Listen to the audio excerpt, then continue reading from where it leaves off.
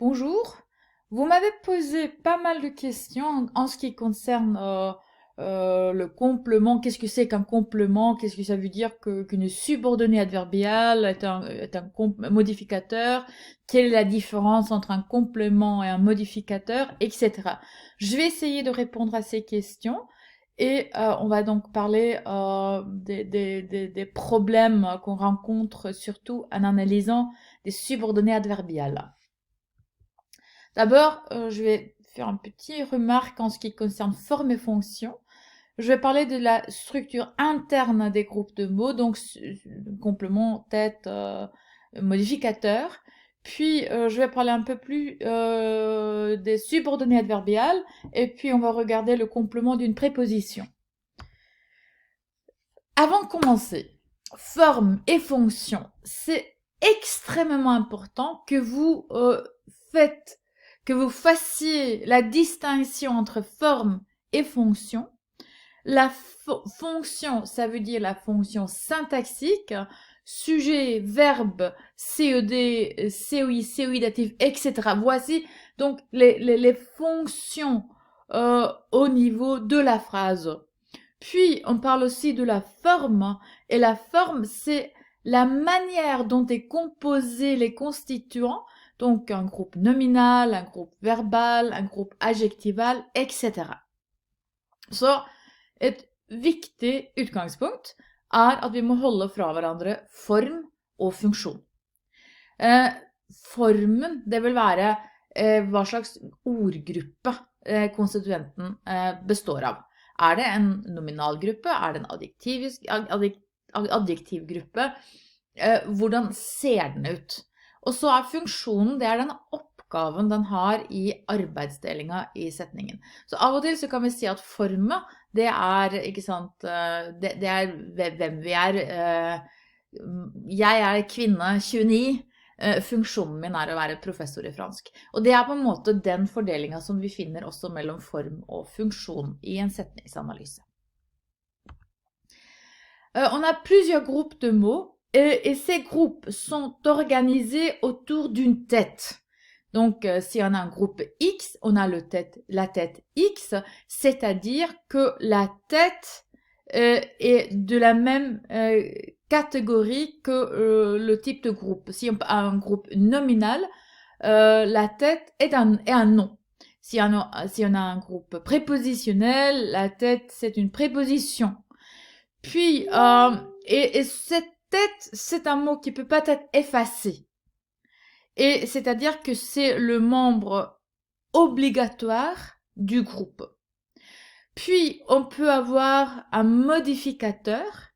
Un modificateur, c'est un élément qui s'attache à la tête sans jamais être obligatoire. Puis, on a un complément qui est un groupe qui s'attache obligatoirement à la tête. Donc, la différence entre modificateur et complément, c'est surtout s'ils sont obligatoires ou non.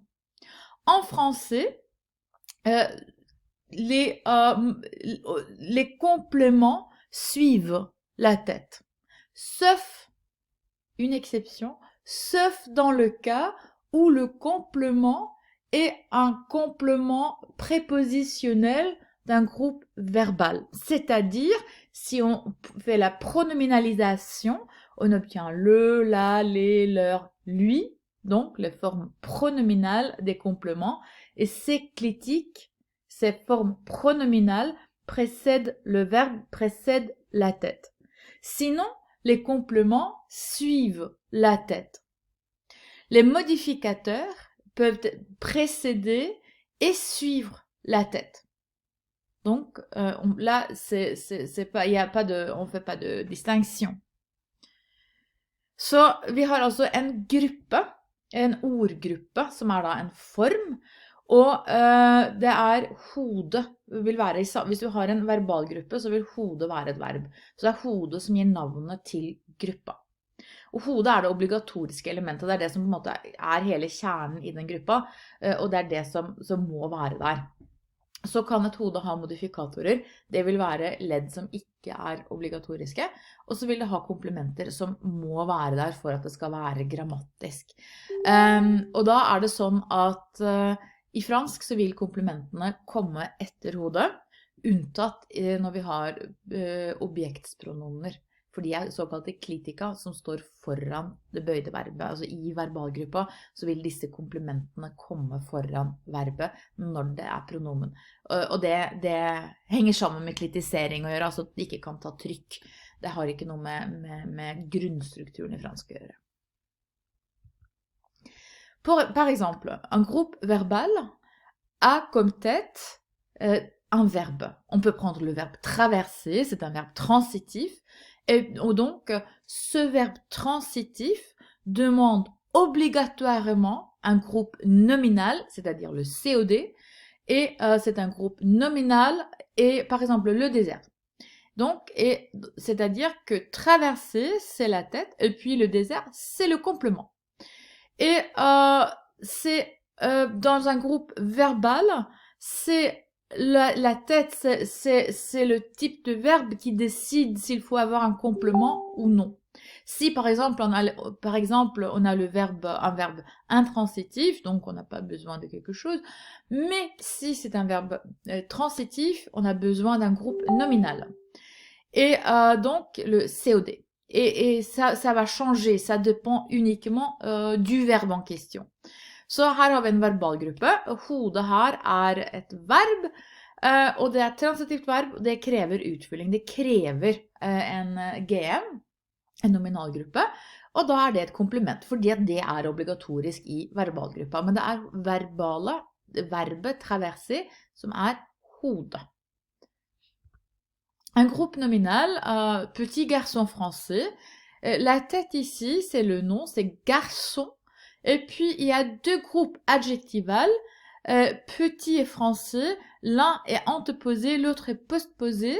Les deux sont facultatifs et ils sont donc des modificateurs qui donc précèdent et suivent la tête. Et vi har også en nominalgruppe, garçon, et nomen er hodet, og vi har to adjektivgrupper, en foran og en bak. De er ikke obligatoriske, vi kan helt fint ha garçon stående alene, og derfor så er disse to modifikatorer.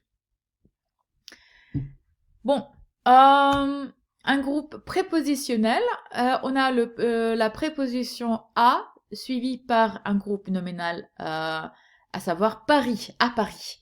Et à, c'est la tête, c'est ce qu'il faut avoir dans un groupe prépositionnel, il faut qu'il y ait une préposition. Et puis, une préposition ne peut pas paraître toute seule, donc elle a besoin d'un groupe nominal, et donc ce groupe nominal qui est donc obligatoire, et c'est un complément. Et sans complément, la structure est agrammaticale. Et on va voir dans ce qui suit qu'il y a des cas où on prononce pas cette préposition, mais on va revenir à ça. Så en preposisjonsgruppe, den må også ha noe. Du kan ikke bare si på. Du må ha, du må ha noe etter. Og det vil, fordi det må være der, for at det skal være grammatisk, så er det da et komplement. Så her har vi en preposisjonsgruppe. Hodet er A, og komplementet er nominalgruppa Paris. Maintenant, on vous pose toujours la question, quelle est la fonction de la subordonnée adverbiale? Et vous m'avez posé la question, mais qu'est-ce que ça veut dire? Est-ce que maintenant on parle des fonctions au niveau supérieur de la phrase ou de quelque chose d'autre? Ce qui est une très bonne question. Et il y a deux possibilités dans l'analyse. On peut dire que soit la subordonnée est un constituant au niveau supérieur de la phrase, et donc cette subordonnée, si c'est une subordonnée adverbiale, cette subordonnée est toujours l'adverbial, ou complément circonstanciel. Et ça veut dire que la fonction de cette subordonnée adverbiale se trouve au même niveau que le sujet, le verbe, le COD, etc. Vraiment au niveau supérieur de la phrase. L'autre possibilité, c'est que la subordonnée est enchâssée dans un autre constituant sans être obligatoire. Et donc, il est un modificateur. Et là, les modificateurs n'appartiennent pas au niveau supérieur de la phrase. Et c'est pour ça que parfois c'est un peu difficile de poser la question de savoir ce qui est la fonction de la subordonnée, parce qu'on parle de deux choses différentes. Så når dere blir spurt om hva er funksjonen til den adverbielle leddsetningen, så er det to mulige svar. Enten så er den et adverbial, og da er den på det øverste analysenivået i setningen. Samme nivå som vi finner subjekt, direkte objekt og så videre. Men den kan også være innebygd i en konstituent. Det vil si at det er den konstituenten som har en eller annen funksjon, mens den adverbielle leddsetningen bare er en del av den konstituenten. Og da er den en modifikator. Den er ikke obligatorisk. Og vi skal se eksempler på dette her i det som følger nå. Pour commencer, on peut comparer les phrases quand il est rentré, il a mangé, et après, il a mangé. Et vous voyez que dans la première phrase, on a une subordonnée adverbiale. Quand elle est rentrée, c'est une subordonnée adverbiale de temps. Et puis, dans la deuxième phrase, on n'a qu'un groupe adverbial. Les deux assument la même fonction, à savoir celle d'adverbial de phrase. Donc, il n'y a pas de différence au niveau formel quand on parle de la fonction. La différence touche à la forme de ce constituant. Så her har vi to setninger. Det første elementet i begge setningene er adverbial i setningen, men formen til konstituenten er ulik. I det første tilfellet, i A, så er det en leddsetning. I det andre tilfellet så er det et adverbial. Maintenant, on va comparer les phrases suivantes. Elle est fatiguée et elle est si fatiguée qu'elle s'est endormie devant la télé. Maintenant, vous pouvez analyser les deux. Vous posez et puis vous pouvez me rejoindre après. Ok, voici l'analyse. L'analyse des deux phrases est la même. On a le sujet, elle, puis on a le verbe et puis on a l'attribut de sujet.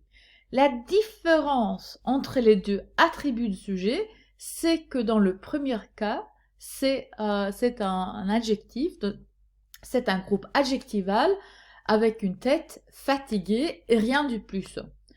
Or, dans la phrase 4, cet adjectif est modifié par si et la subordonnée adverbiale qu'elle s'est endormie devant la télé.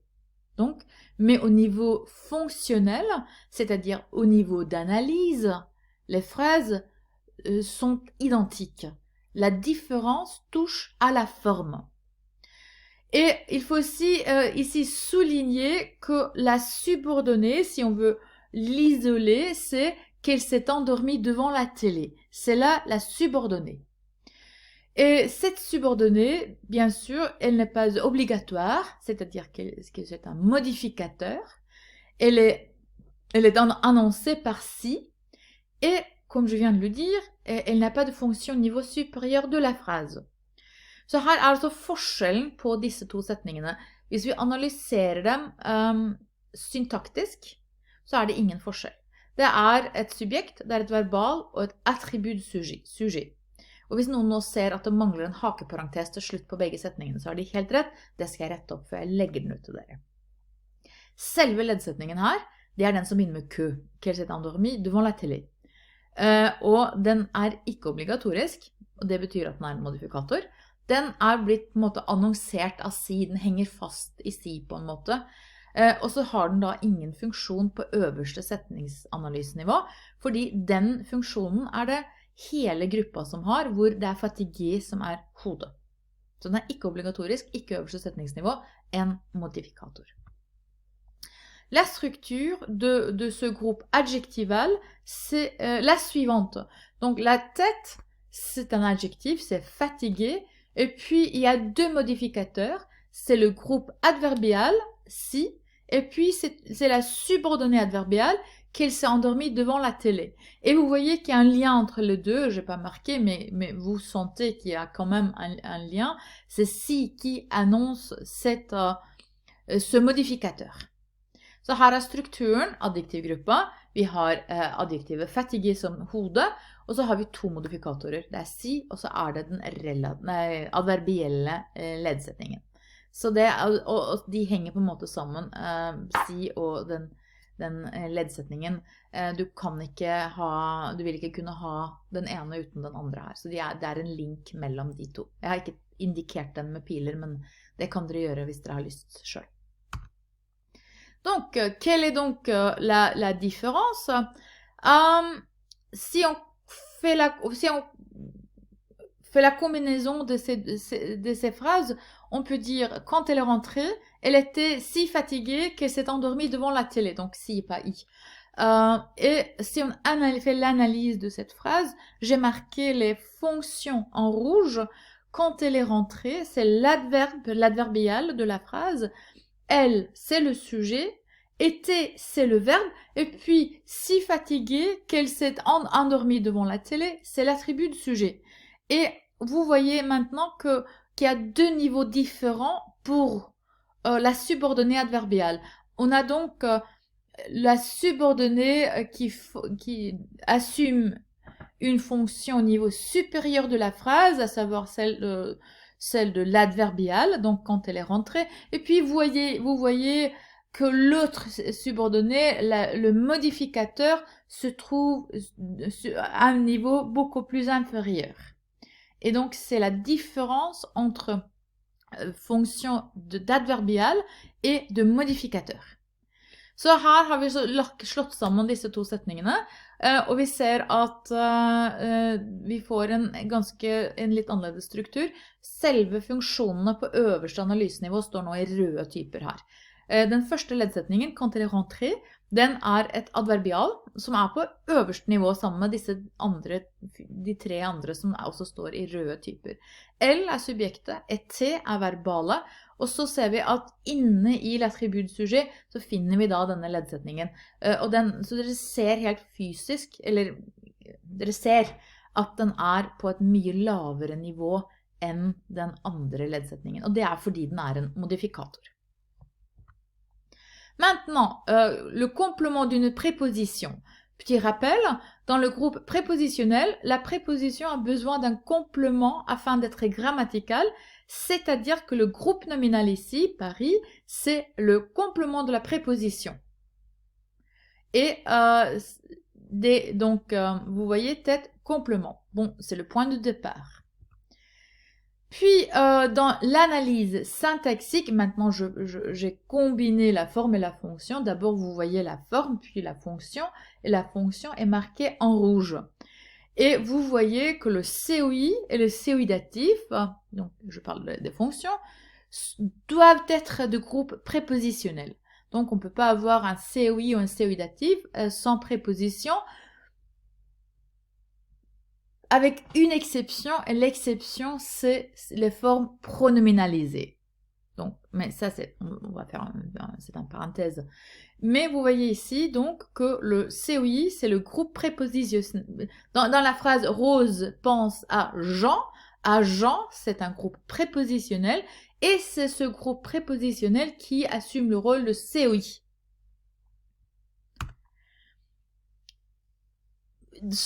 Voici un petit problème en français. Parce qu'en français, une préposition ne peut être suivie de que. C'est pas possible. On peut insérer le fait entre la préposition et que. On peut dire je suis contre le fait que, etc. Mais si la préposition est à ou de, on peut insérer ce, ou bien on peut on peut supprimer la préposition. Maintenant, ça pose un problème parce que je dis que la tête, c'est quelque chose d'obligatoire, mais on va s'en sortir. Et on peut dire que si on supprime la préposition, on dit que la subordonnée, c'est le complément d'une préposition non exprimée. Ce qui veut dire que la préposition est là, mais elle n'est pas exprimée. Så vi har altså sagt at hodet må være uttrykt. Det er det obligatoriske elementet i en gruppe. Men på fransk så kan vi ikke ha en preposisjon fulgt av kø.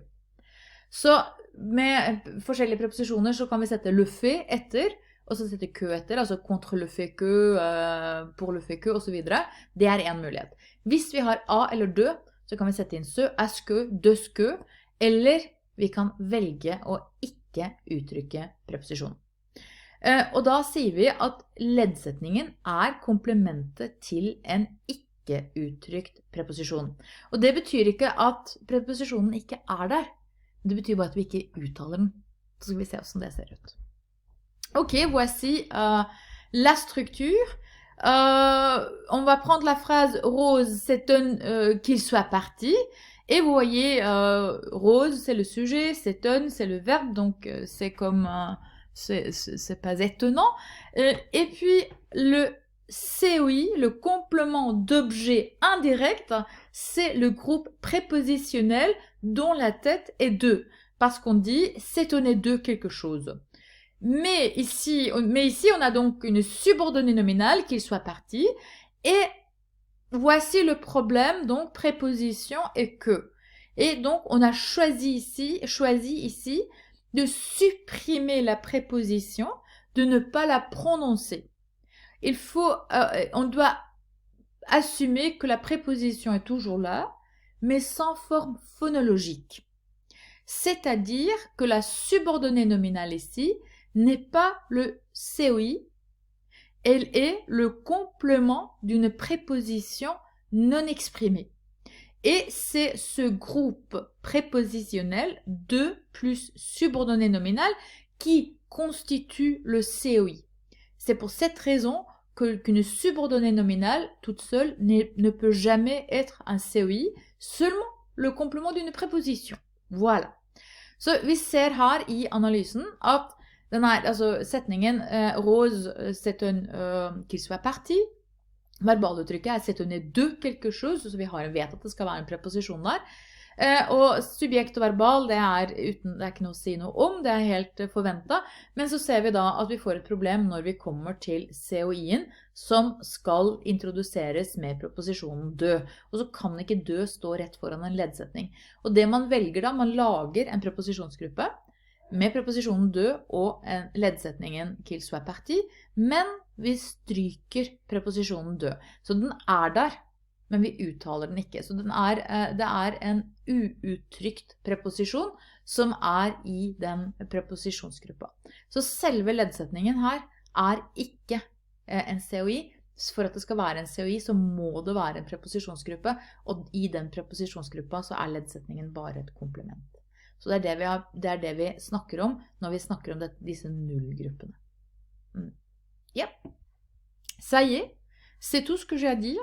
J'espère que ça vous a aidé un tout petit peu. Et si vous avez toujours des questions, vous pouvez me les poser, vous pouvez m'envoyer un mail. Je vais essayer de répondre. Merci. Au revoir.